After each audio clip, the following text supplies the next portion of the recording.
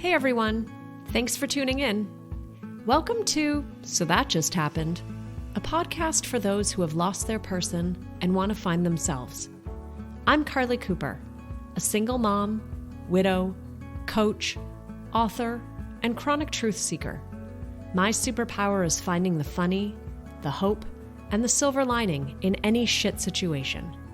This podcast is for the purpose of education only and is not a replacement for therapy. If you need additional support, please seek out a trained professional for help with your specific situation. Let's get to it, shall we? Okay, so on this week's episode, back in August of 2022, I had the honor of being interviewed by my dear friend, Kim Macgregor. And I'm going to share her very lengthy bio because she's a very accomplished woman and very inspirational, as you will hear.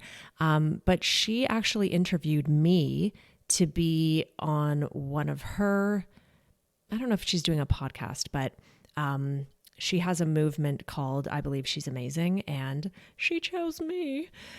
She worked with Fortune 500 companies. She's an international award-winning publisher and best-selling author of 3 books, and the founder of a global grassroots movement that went viral online. It's called I Believe She's Amazing.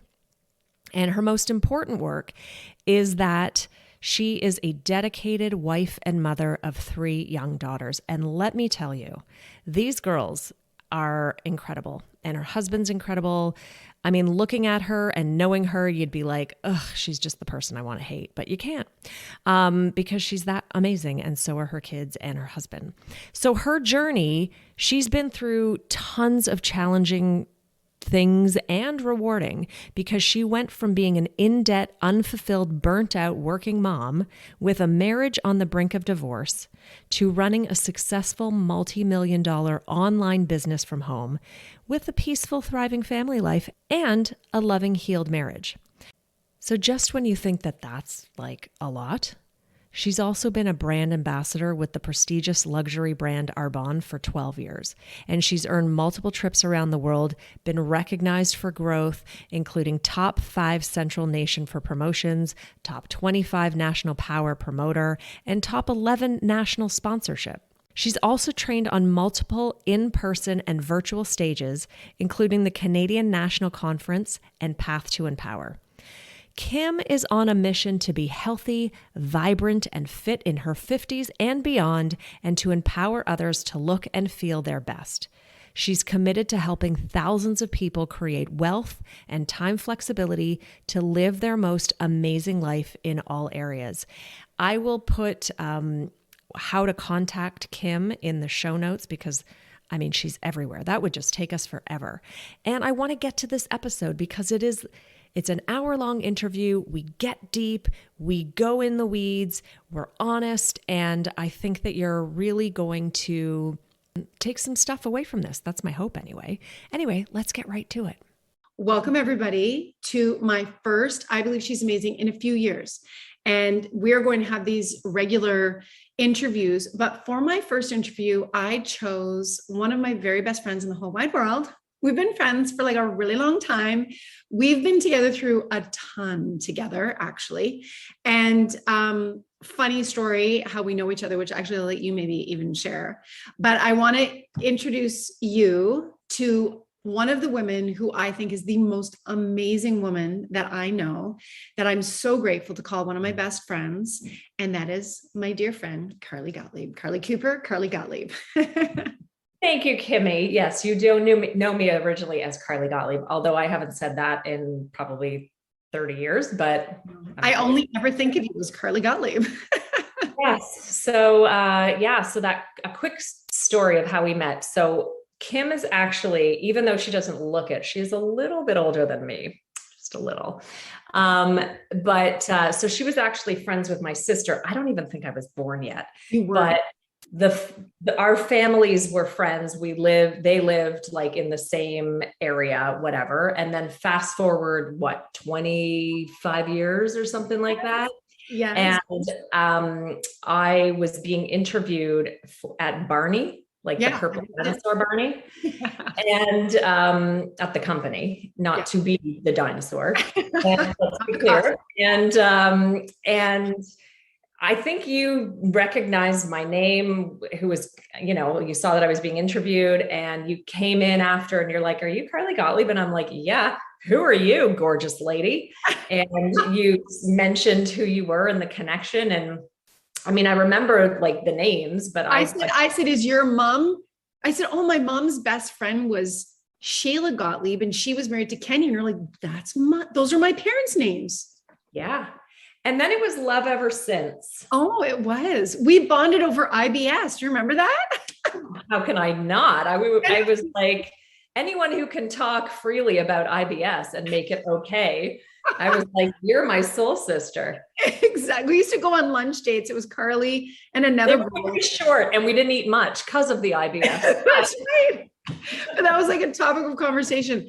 And yes, we hit it off right away. And we were young. We were actually, my mom was younger. Yeah, you were younger for sure, by like 5 years.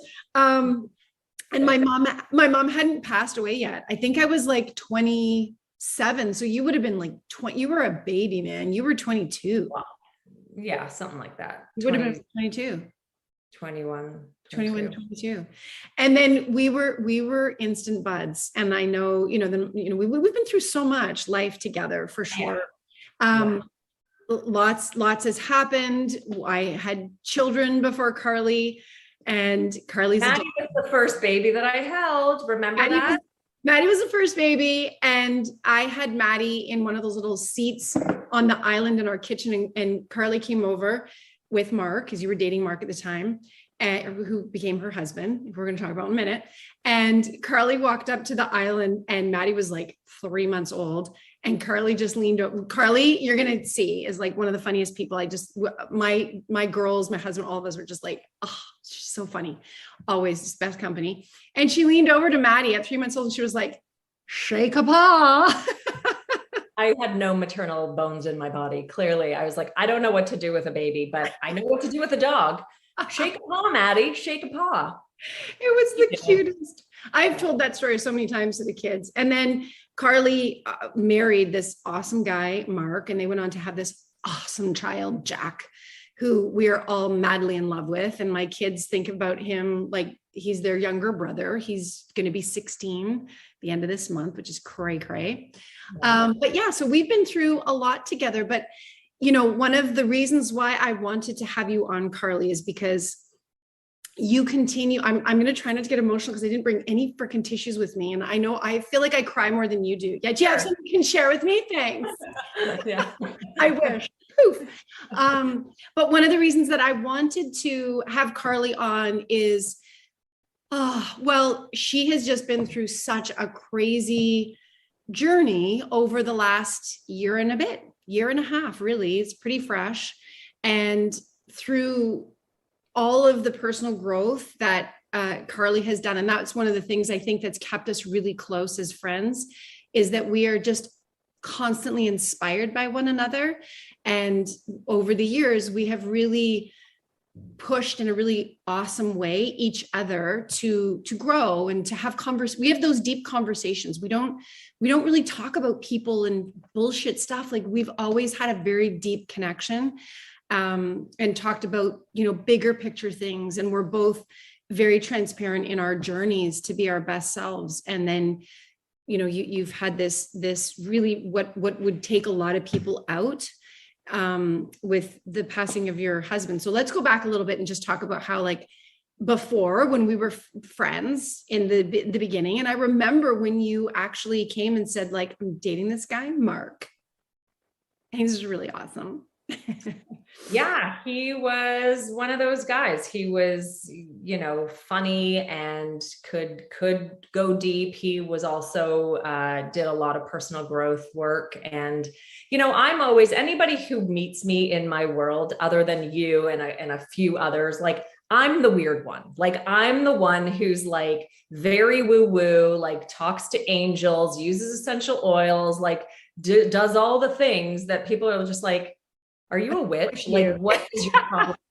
but it's just like, it's just in my DNA and it's who I am. And so anybody who comes into my world is either just respectful at a distance, like, okay, you go do your thing and I'll be over here, or they're sort of inspired by it and they want to learn from me and, what am I doing? Or they're at least open to it. And so Mark was very much in that category of like, he didn't do it on his own, but he was very open to it and very receptive to it. And, like an avid student. And he, throughout his own life, did his own personal growth and development. And he had mental health issues. He suffered from depression. But he was the kind of guy that even in his dark times, he had a light. He was very kind and giving, and one of those guys that people gravitated to. He was a natural born leader. He was a camp director.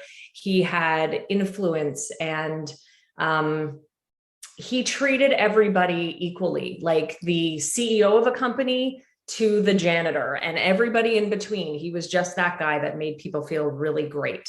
And so, he did the work and he continued to do the work. And he had moments we were together for 27 years and we were married for 20.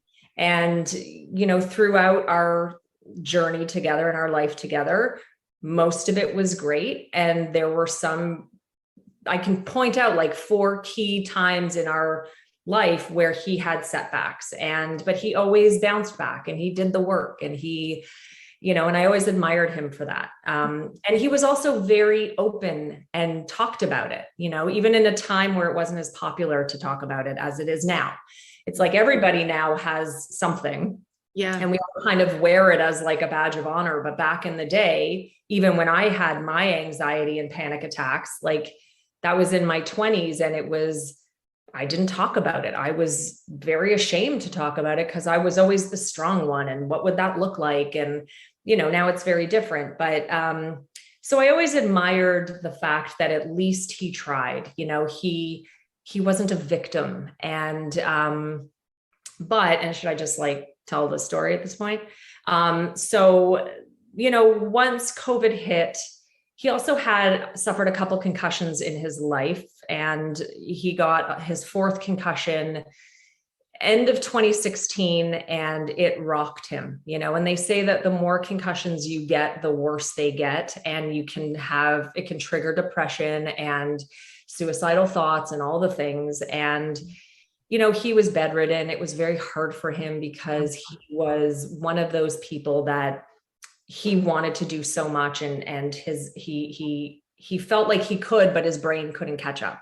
And so that was a setback, but then he bounced back and he was okay. And then COVID hit, and he's a camp director. And so the summer of 2020, camps did not run, and his whole world, his whole persona, his identity, his legacy, everything was tied into him being a camp director. So it really threw him, like it made him question, like, who am I? Like, as we all have moments of like, I know I've had this 1,000 times of like being having imposter syndrome and like, who the hell am I? And like questioning, like, I think if you're on any kind of personal growth journey, it's healthy to question who are your people and, who am I and what am I doing? Like, I think it's important to constantly self-reflect and, check in and be like, am I good, or where am I not good, or how can I improve? Like, that's the journey. Right. And so that really threw him for a loop. And then his dad got diagnosed with a few different cancers, and from diagnosis to death was 4 months. And the last 2 weeks of his father's, sort of slow, like his progression, he moved in and he like took care of his dad because it was during COVID. They didn't want to put him in palliative because then there would be like no visitors. And so he was at home. And Mark was just like that person who just like sacrificed everything and put his dad first. And then when his dad passed, it was almost like Mark became manic, and he was going through his own stuff with COVID and all of that. And he was on like this different plane. And it was interesting because I mean, I always felt loved and supported by him, and like he was my biggest fan. But when he was in the state, he was literally like hanging on to every word I was saying. And I was like, you finally get me. Like, great, like you're drinking the Kool-Aid and I'm a guru. Like, he thought that I was like brilliant. So I kind of held on to that for a moment. And then I was like, something doesn't feel right here. I'm good at what I do, but I know I'm not that good, And then obviously with anything like that, you sort of like come down, and you come down hard. And, then he couldn't get back. He couldn't get back from it between COVID and the uncertainty. They didn't know if camps were going to run again. And most people don't understand when it comes to camp. It's like, there is so much to do. It is a massive responsibility, and it requires an entire year to prep. And we're now in they have a month to prep. And he was just like, could not wrap his head around that. Wow. There was a lot of other things going on. I'm just giving, the surface stuff, but, and then, I thought I knew he was struggling, but, I thought he was okay. And, because again, he was a light, even in his dark times, he was still a beautiful soul and giving and kind and there for others and all of that. And so, but, unfortunately it all caught up to him, and he ended up taking his life in May of 2021. And, obviously I never saw that coming. And certainly the people who knew and loved him definitely did not see that coming, because, because he didn't show, he talked about that side of him. People knew. Yeah. Again, we've talked about this, you and I, we've often compared him to Robin Williams. Yeah. Where he was that funny, happy-go-lucky, great company kind of person who was struggling. Yeah. And I think a lot of people were really shocked when they heard about Robin Williams as well. And it was the same kind of thing. And so, obviously that rocked my world. And I had a 14-year-old son at the time, and a new puppy and a dog and like all the things. And it's just sort of like, what now? What? Yeah. Now what? Yeah. I thank you for sharing all of that, Carly. And I'll go back really quickly before we move forward and just say that, first of all, we didn't know as a family, because our family is really close with the Cooper family. So Mark and Jack and Carly were like our besties, outside of our immediate family, like just for forever. And we didn't know that he had concussions, actually. And then we didn't know that he had any mental health issues until a couple of years prior, when he opened up, and my oldest daughter, Madison, was struggling with mental health, with both depression and anxiety. And my husband was struggling, and Mark was there for them. And we used to go over and see each other for dinner. And it was, my husband, who's not an introvert, but not like a big social person, but absolutely loved Mark's company, because he could speak so honestly as a man without that pretense and facade of what it's supposed to be. They just had like really good raw conversations. And it was shocking for all of us when I got the news through our mutual friend that Mark had taken his life. Like it rocked us all. But he was such a phenomenal light. And even up until days, weeks before, he was still, we would message Jeff, my husband, online, or he would message the kids, or he would message me, hey, I'm just checking in. Like that was just him. Mm-hmm. So I appreciate you sharing all of that, because mental health is such an interesting phenomenon, and it does play out in so many different ways.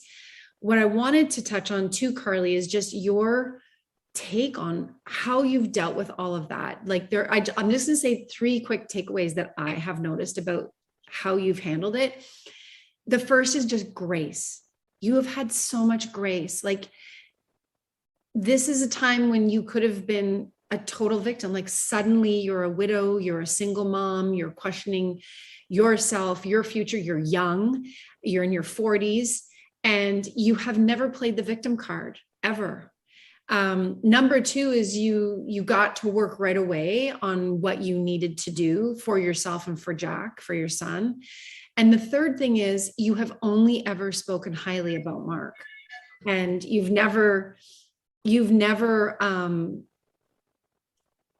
only ever seen him for the amazing guy that he was, and you've accepted that that was his journey. And as much as it sucks and it's horrible, you still hold such high regard for him. And for all those three things, I have so much love and respect for you. But I want to go back to when it first happened. And what was that original thought in your head? Like, what is that initial thought when you're like, oh my God, everything has, like, this has just happened. This is the most shocking thing. It's probably one of the most horrendous things anybody could imagine happening in their life. Mm-hmm. Well, thank you for all of that. Look, for me to go back to the day, I remember it, but it was also a blur, like obviously like it was shock and trauma and all the things. And I just knew that despite all the things that you have to do and your new reality and all that, like that didn't really hit me right away. It was more just like, I had this really strong sense that I had to get okay. I had to be okay. That doesn't mean repressing it and pretending like it didn't happen and denying it and all that. It was more just like, I just have to be okay because now I'm all Jack has. I'm all these dogs have.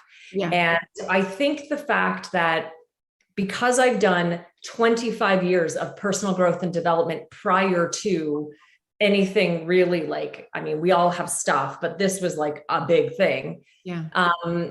It sort of gave me a perspective that I don't know if I would have had before, because I always have this belief that there's always a lesson. There's always something to be learned. There's always, it's sometimes a tough pill to swallow to say that everything happens for a reason. But at the same time, I have this just innate ability to just always find a silver lining in something. And it doesn't come right away. Yeah.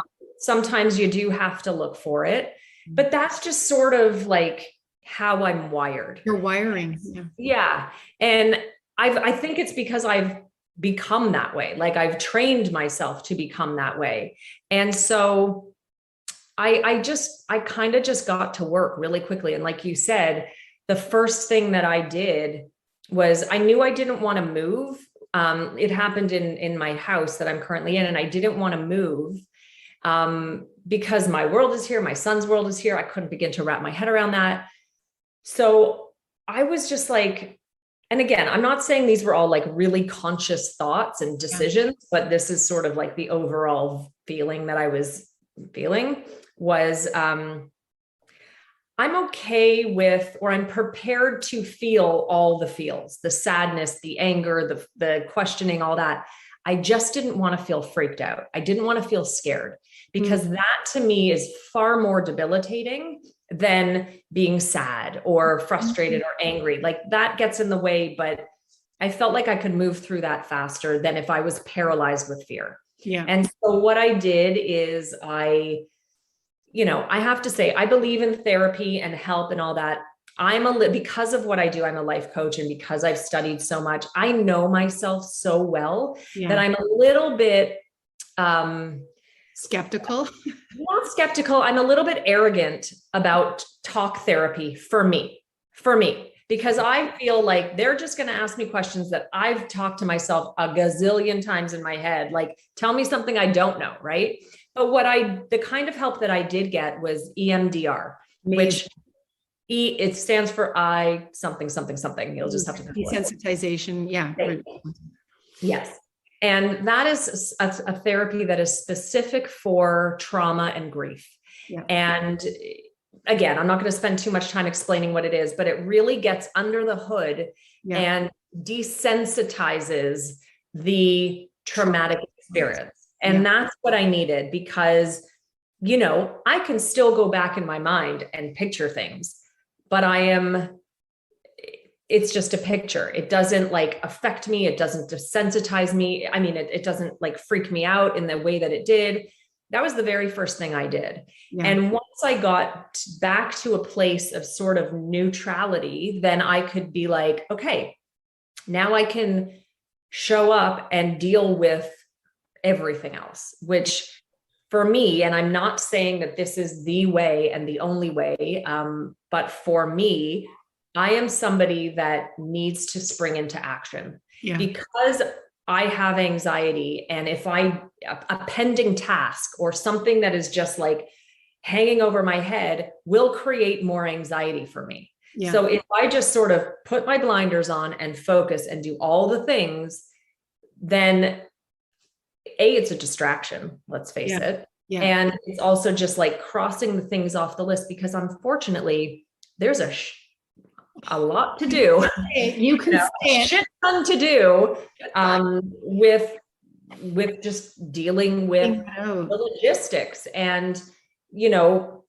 mortgage, insurance, life, like all the things that, again, I did things and I knew where things were, but, I think in any partnership, it's like, I'll do this, you do this. And, he dealt with certain things and I dealt with certain things. And now I had to figure it all out. Yeah. And so one of the biggest lessons that I learned and that I had to do very quickly was to ask for help. Yeah. Because I'm not good at that. Yeah. And to receive it. That's another thing that I'm still learning how to do that. Yeah. But I think I think I'm a fiercely independent, I'm like you, I'm a fiercely independent person, very ambitious, type A, all of that stuff. And you know what, when you are faced with something like this, you got to give that up. Yeah. Because it doesn't serve you. Yeah. And the truth is, thank God I have so many wonderful people in my life. I have a really good army of people around me. And, I created that, but at the same time, like you have to nurture that. And nobody knows what to do for you. Yeah. And everybody wants to do something. And, I have a great friend who is in insurance. I'm like, can you help me fill out these forms? Because I don't know how to do it. I don't have the bandwidth to figure it out. And it was his pleasure. Oh. And, my brother helped me with like the banking things and took his car, and like, there are people that want to do things for you. Yeah. And I would say like, it shouldn't take a tragedy. I'm saying this as like a takeaway for everybody listening is ask for help and learn how to receive it, because I'm an excellent giver. It's for me, so much easier for me to give than it is to receive. Yeah. But I'm learning, and I've had to learn, and I continue to learn how to accept that support because you need it. And it saved me. Yeah. And, so I did all the business stuff first, and I don't know. And then I was like, I need to change this environment. For me, like we were at a point where we were talking about renovating anyway. And I was like, you know what? I need to declutter this place. I need to get rid of stuff. I'm not somebody who needs to be surrounded by a lot of stuff. That actually creates more anxiety for me, because it's like chaos and clutter. So I spent the next 7 months renovating, decluttering, getting rid of stuff, like changing the energy in here, making it fresh and new. Because again, I knew I wanted to stay, but I needed to change it enough to feel different. And I learned feng shui, and I was like, if I'm going to be intentional about this, let me learn how to do it. And I'm very basic feng shui, but like in my eyes, everything counts. Everything helps. Yes. And so I did that. And then the hard part for me was really in this past January of 2022, because renovations were done. Everything was done. And now I have to sit in the quiet. Yeah. I have to sit in it. I was distracted. Yeah. And I wasn't working. Like I had decided, like, I'm not going to work because there's a million other things I have to focus on. And it was winter, and it's dark and cold, and I'm not a winter person anyway. Yeah. And it was like, now I got to sit in the shit. Oh, yeah. And it was hard. It was, and I hired myself a coach and she's like, I don't even know how to define what she is, because you think I'm woo. She's like Whoa, whoa. way woo woo. And I love it. Like, she's intuitive, and I was doing rituals. I got an altar with crystals, I like, love and it. I've been drinking anybody's blood, for the record, and I won't I won't go that far. But, like, she was helping me. Like, we did womb healing. I did energy healing. I had to literally heal. Yeah. And she's like, have you gotten angry? And I'm like, no.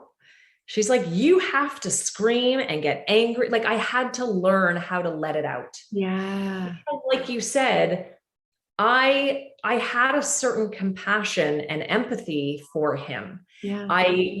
As sad as I was, and yes, there was anger and there were moments of frustration and how could you, and all of the things, I never felt, I know that some people around suicide think it's the most selfish act. And I get that. Mm-hmm. I never felt that. I always felt like, for him to do it, again, I'm speaking specifically for my situation, for him to do it, it must have been, I almost feel like it was an act of love. I know that again, I'm speaking very specifically to my situation. So, I'm not making a general statement about it. Yeah. I obviously would have never asked for that or wanted that. It was also, I still believe to this moment that, because I saw him that morning and I spoke to him that morning, and my spidey senses didn't go off. I didn't think that was going to happen. So I still believe that something in the moment just snapped, and took over. I believe that with every fiber of my being. So I never felt like you did it. Like, I felt sad that it came to that for him, and that he was suffering so much that that's what he felt he had to do. And, so, yeah, I don't know where I lost my train of thought. You were just saying, thank you so much for sharing all that, Car. But yeah, I was going to go back for a second to your coach saying, have you ever gotten angry? And like, you need to get angry, because as much as you have this compassion, empathy around him and the circumstances and the sadness for how deep that pain must have been for him, there are still cycles of grief and mourning, and one of them is anger. And anger is one of the deepest, darkest emotions that all of us as humans feel, the whole gamut of emotions. And so you're right, to repress that anger, even unconsciously, can actually come back to bite you. It can be a very unhealthy thing. And I remember a therapist saying that to me, like, did you ever cry or scream or do any of this? But go ahead and just share, like, how did you move through that? Because I literally had to learn to scream and punch a pillow, and just, again, not even for anything specific, just in general, because I think the trap that I fell into with personal growth and development, and, I believe in the law of attraction, and the energy you put out is what you get back. And so it's almost like this fine line of like, well, you don't want to put out anything negative, because are you going to then attract the negative? Right. And so I would always self-correct and positive affirmation my way out of feelings for a very long time. Yeah. Actually more detrimental to do that, because, the universe picks up on the feelings, not the words. And so you can pretend that you're great and happy, and you can say all these positive affirmations, but if the feeling that you have behind those words is still bitterness and anger and frustration, and you're like, I feel happy today, but you're like, rah, that's the stuff that the universe picks up on. So you're not kidding anybody, right? Yeah. And so it's better to take the time to really feel the feelings and move through it. And I say the only way through is through. Like, it's the only way through. Yes. And so I just gave myself that permission to just be in a bad mood, or be irritated, or feel angry, or have a shit day, or also have a good day. And, I think that that's another thing too, is like, a lot of people would be like, when it would come up to the anniversary, or it was his birthday, or it was like just one of those milestone dates, they'd be like, I know it's going to be a really hard day for you and all that. And I know that their heart was in the right place and it was good intention. But I sort of thought to myself, well, what if it doesn't have to be a bad day? Like, that's you projecting on me. Yeah. And like, I feel like if I hadn't done the work that I'd done, maybe I would have taken that on and be like, oh, you know what? I feel guilty for laughing today when really I should be sad. And so I learned to just sort of be wherever I was, whether it was happy or sad or negative or positive in any way. I was just like, this is where I am today, and I accept that, and I'm in it, and that's okay. Yeah. And, I also took a step back. I didn't post anything on social media for a year. I didn't show up on social media for a year. And I was someone who was building a business for 15 years, and I was posting every day. Yeah. And I just sort of felt like, I don't know about you. I sort of feel like you're like this too, but like when you learn something, you want to teach it, you want to share it with everybody because it's like, it works for you, or it's like a concept that really like spoke to you, and you're a natural born teacher like I am. Yeah. And so that was always my instinct, was like, oh, this is like a great nugget and I want to share it and help others. But I sort of had this feeling that these lessons and this time is just for me. Yeah. And I didn't even have the words to articulate it. Yeah. And so I was like, my close friends knew what was going on with me, but I almost didn't want to share it. It felt too private. Yeah. And it just, for me, because I know people deal with grief differently and some people need that support, and that's great. Yeah. But for me, again, my close friends knew, and I did have that support, but I didn't want to blast it out. Yeah.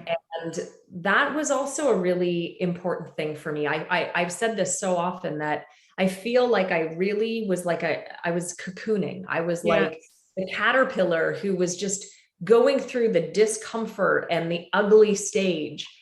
And it was only until, I guess, June of this, like 2 months ago. So it's been over a year. And a half. Yeah. Where I've finally felt like I could get back out there. Like, I almost feel like the butterfly, if I can continue and just like, and just start to share a little bit and start to come out a little bit and talk about it, but still very, like you said earlier, one of the things is that, I've always sort of honored him, and I will continue to. There's things that I will never share, and there are things that will always be kept sacred and private, and I will always have a place in my heart for him. Yeah. I am learning to open that up, and I've healed in many ways. It's still ongoing, but it's just very recently that I've actually been able to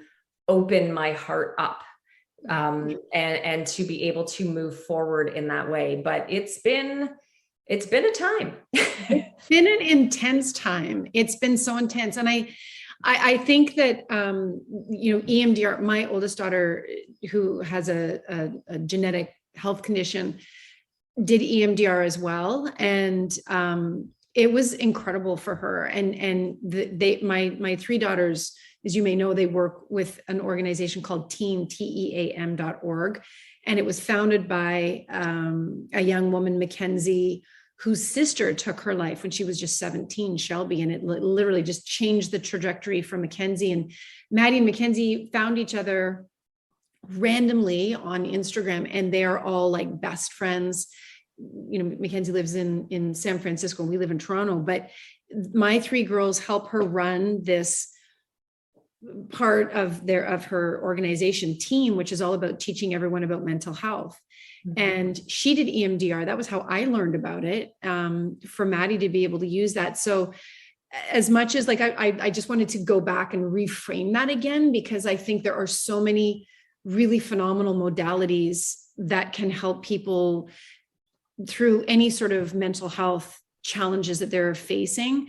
But EMDR, as you said, for trauma, for deep rooted trauma, which God, what you went through is like, again, like top of the list of trauma, is really great. And I think that I just wanted to go back and say that, because I think that by you making the intuitive choice to do that first, I think that it helped you reassign what could have been an emotion that could have dragged you down for years, maybe even decades.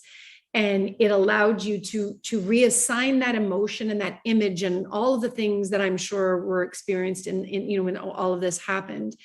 And then to build on that. And I know that you have read so many books and you've gone through so much, again, about healing your heart and opening yourself up again. And I'm sure that the journey inward is just so phenomenal.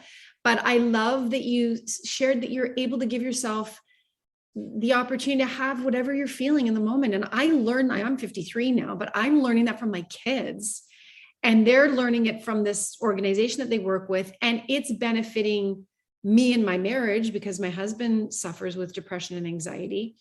And it's benefiting me as a human being as well. And saying, my kids will say, like, very similar. We're such soul sisters, Cara, but it's like, you can start out not having a great day, and actually calling out those negative emotions, whatever it is that you're feeling, is so much healthier than just like covering it up and let's just do a bunch of affirmations and get our way out of it. Like, yes, there are tools. You don't want to stay stuck in it forever, but feel the feels and allow yourself to transition through it.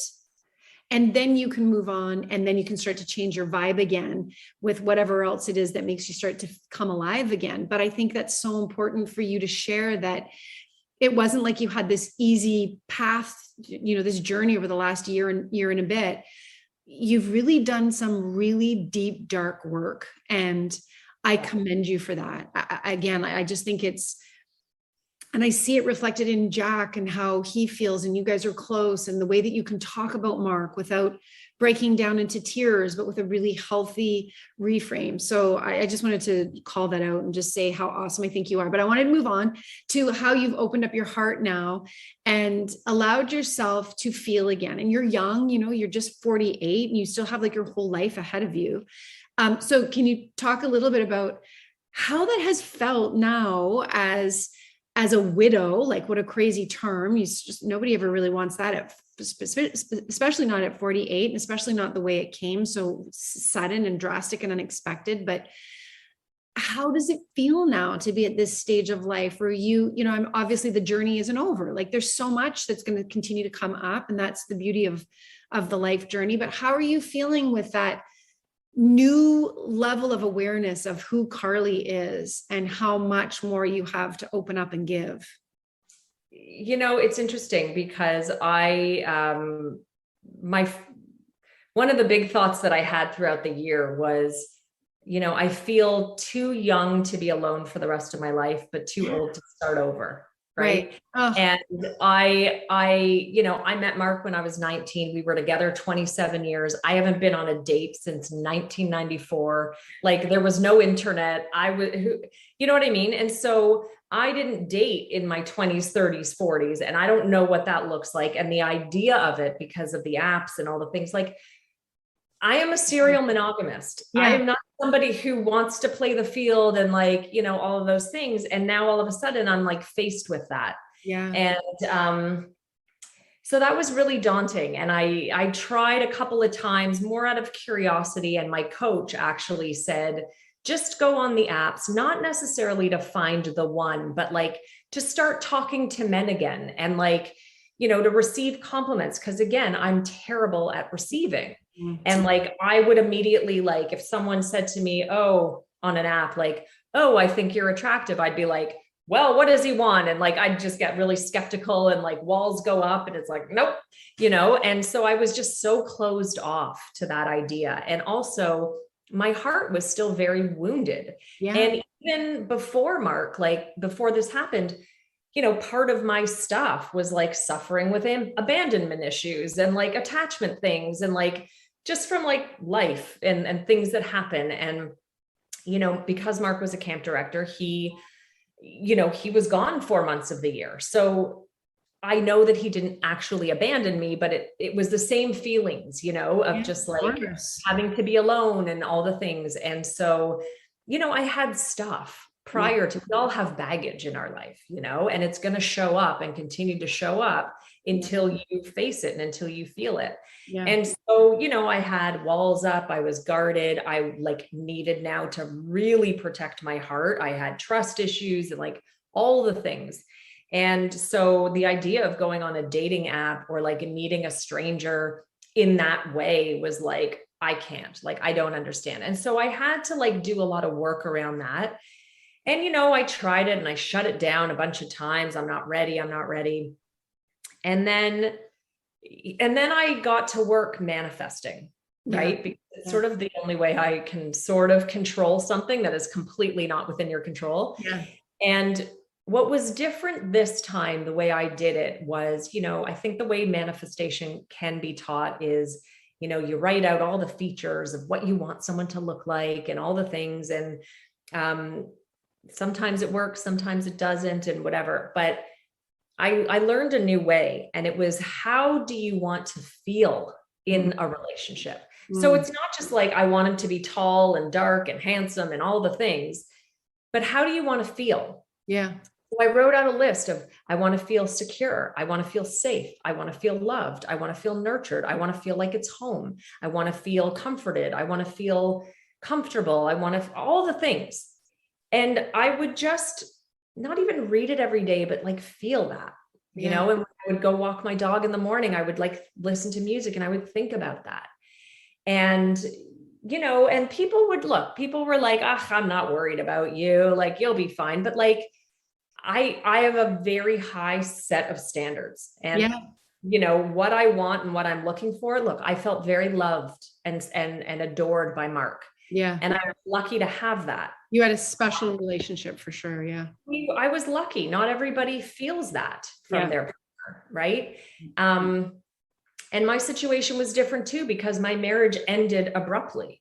It wasn't like it was a divorce or, like one of us left and the other, like it just stopped. Yeah. I woke up one morning thinking I'm married, and the next hour I'm a widow, like, and so there was a lot. And so, anyway, long story short, I was at a friend's house and I noticed that Facebook had a dating app, and I was curious about it, really had no intention of filling out a profile. But, when you're curious and you want to get to the next page, you're filling out a profile and you don't even realize it. And it was a terrible profile, by the way, because I was like, let me just get to the next page. Here's a picture. Here's the thing.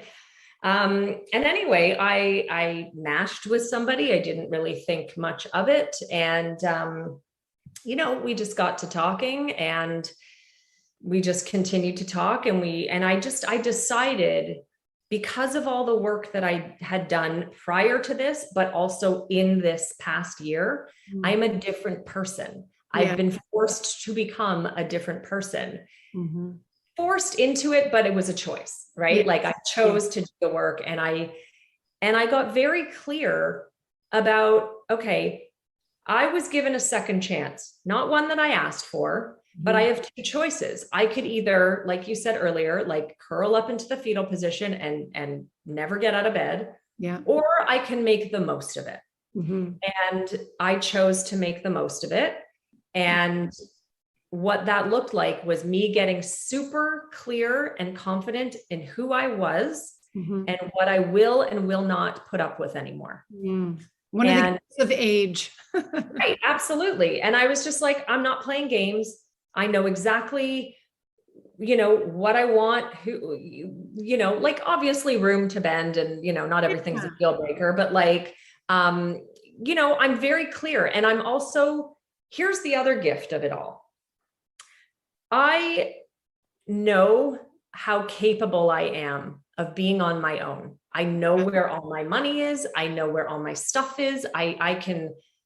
It was not an education I asked for. Yeah. So glad that I have it. And I would say that to all the women out there who are going to listen, married, single, whatever, know your stuff, know where your stuff is, especially if you're still in a relationship. Find out passwords, find out bank accounts, just know where things are. Is your name on the mortgage? Is it not? Find out where the deed of the house is. Like all these things, you don't have to do anything with it. Just know where it is. Yeah. Because that way you're prepared. If God forbid something happens and that's unexpected, it'll just save you a lot of time and frustration. Yeah. And I think it's important to know that stuff anyway. For you know, sure. I don't understand investments, but I've hired somebody who does it, and I trust them, and they can do it. You don't have to learn stocks and bonds and all the things, but like, just know where your stuff is. Yeah. So, you know, this past year, I've had to be that. I've had to do everything. You know, obviously I've had help, but I've had to do everything. And I'm grateful for that. Yeah. But I'm also at a place where I don't want to do it anymore.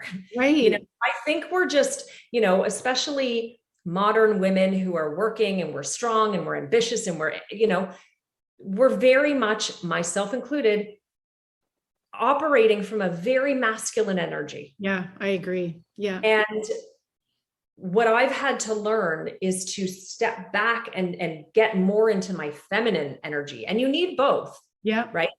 But I was so imbalanced in the masculine energy, and the feminine energy is more like the nurturing, the softness, being in flow. It's not being like barefoot and pregnant in the house. It's, you can still do all the things, but it's a different approach. And it's like, it's softer, you know? And so I've had to learn to really step into that. Yeah.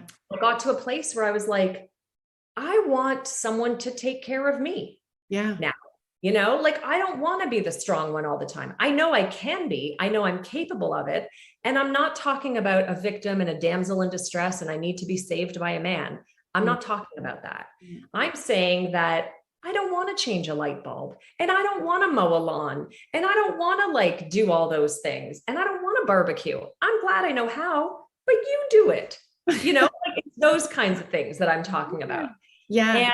And anyway, long story short, I met someone, and, you know, it's been amazing. And he's wonderful because he has that ability to see me where I'm at and be patient and nurturing and caring through it all. And, you know, we have a very deep connection in a very short time, and I manifested him. Like, he checks off the boxes. And, you know, so it's, you know, I think that things show up when you're ready for them.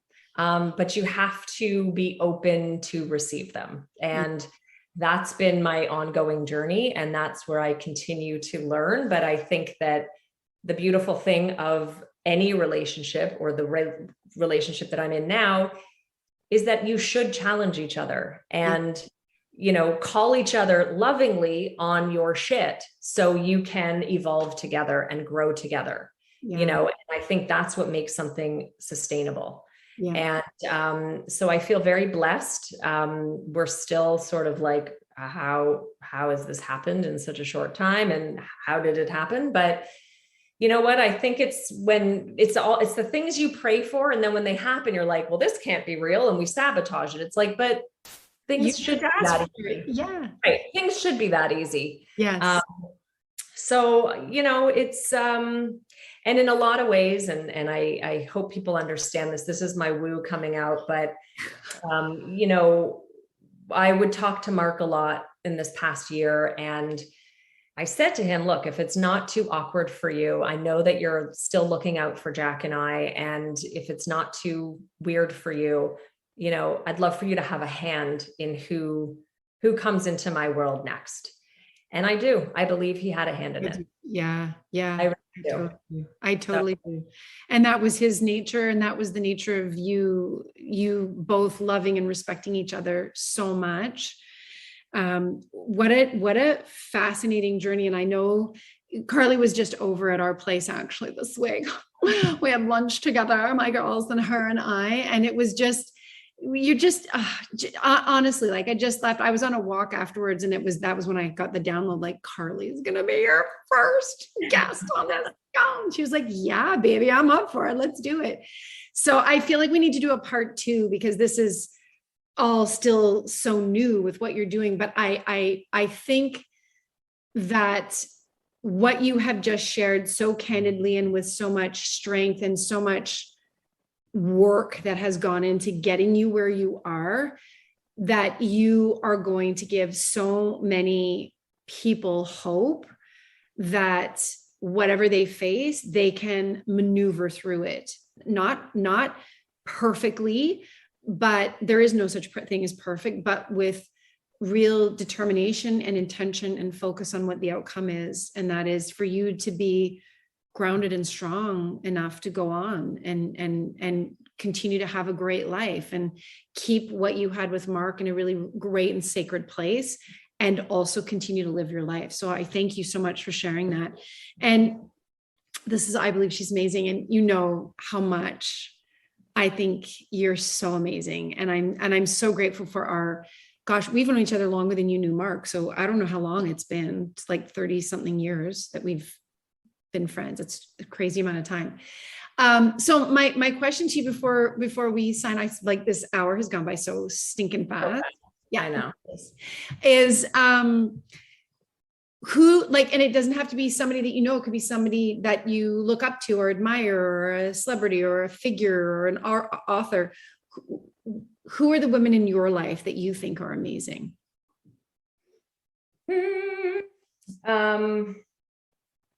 Obviously you, and I'm not just saying that. Like, I know your stuff and your journey, and you have always done it with such grace and dignity and kindness. And you have, I always say this to my friends when I like describe you, I'm like, she is the most stunning person that you want to hate, but you can't, because she, like, outwardly, I mean, obvi, but like, you're just, you exude kindness and authenticity. And, you know, I see how you and Jeff have raised your girls. And I'm like, you know me. I mean, look, I love my son. I would do anything for him. I'm not the most maternal person. Like, anybody who knows that, like, I don't need to hold a baby. I've never been like that.